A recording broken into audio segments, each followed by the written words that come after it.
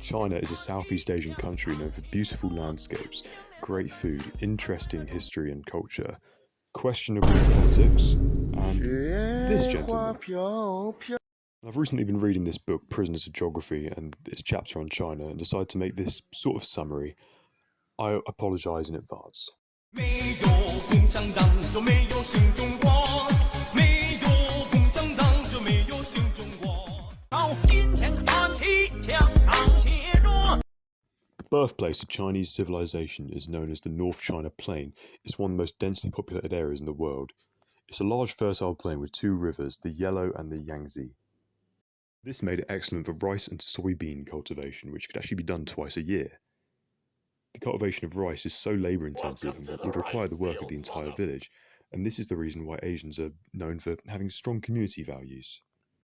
The geography of China lends itself to defence. It is impossible to invade. Similarly to Russia, the Han Chinese pushed to reach natural barriers, and they only finished this process in 1951 with Tibet. They've encased their heartland in the Gobi Desert and Mongolia to the north, the ocean to the south and east, and west just gives rise to the Tibetan Plateau. But not everything is perfect. The Yellow River is known as the scourge of the sons of Han, and has changed course so many times over history because of the flat landscape, and it has killed so many people through flooding. Because of this, people had to band together to control the water, in a similar way to with rice cultivation. This can be compared to ancient Egyptian society, which also just formed to control the Nile. In combination with the fact that China is one of the least diverse areas in the world in its heartland, an explanation can be given as to why China has been united for so much of its history compared to other regions.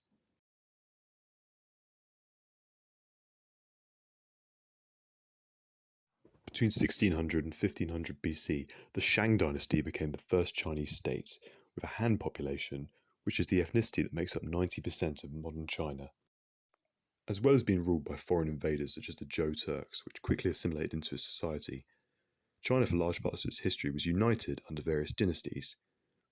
The cycle would go that these dynasties would eventually become decadent, which would incite rebellion or a warring states period, which would last for a while before another reunification. This unity was aided by Confucianism, which was a series of social obligations which tied one to their place in society. As well as this, the mandate of heaven was the idea that the right to rule all China can be God-given. The ideas of Taoism and legalism were both also prevalent in China and supported the idea of a strong and stable state. Because of this, China became very insular and was able to undertake mega projects such as the First Great Wall built by the Qin dynasty in 200 BC, as well as the Grand Canal built between the Yellow and Yangtze rivers.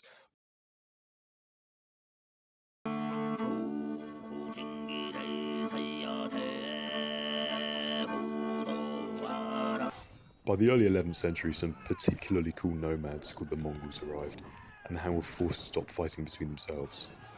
But in 1279, the Yuan dynasty under Kublai Khan, grandson of Genghis Khan, took control for 90 years, before being overthrown themselves by the Ming.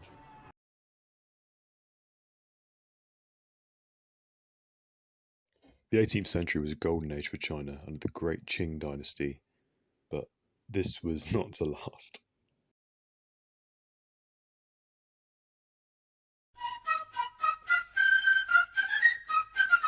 In the 19th century, imperial powers such as Portugal and Britain arrived, and they carved up China into spheres of influence. This was the biggest humiliation this country had suffered since the Mongol invasions. These powers made immense amounts of money selling opium to a highly addicted China, even fighting wars to secure the trade. Lad, are you dumb? Are you getting rude to man? That's what you get, fam. Push you. This began the century of humiliations in which China ceded tons of land to foreign powers such as the Europeans and the Japanese, with the Japanese seizing a third of their land during the Second World War. With the Japanese defeated in the Second World War, it was hoped that democracy may form in China. However, the nationalist forces under Chiang Kai-shek were defeated by the communist forces under Mao Zedong, who would go on to kill somewhere in the region of 40 million people. The western region of Tibet was also conquered during this time, and similarly to Xinjiang, has existed as an autonomous province ever since, with claims that its native population is being replaced by Han Chinese by the years under Mao can be summarized by two things, the first of which being the Great Leap Forward. in which people were moved into communes in which to maximize agricultural efficiency. This grain surplus could then be exchanged for industrial machinery from the Soviet Union. This policy, however, caused mass starvation and famine in the countryside.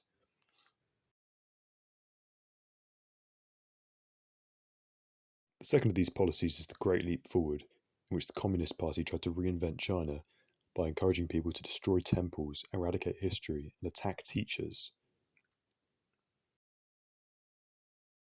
In the years since, China has risen to become one of the world's leading economies, but with rising instability and the country trying to spread its influence across the world, it is still trying to find its place as one of the world's leading superpowers. That's a nice argument, Senator. Why don't you back it up with a source? My source is that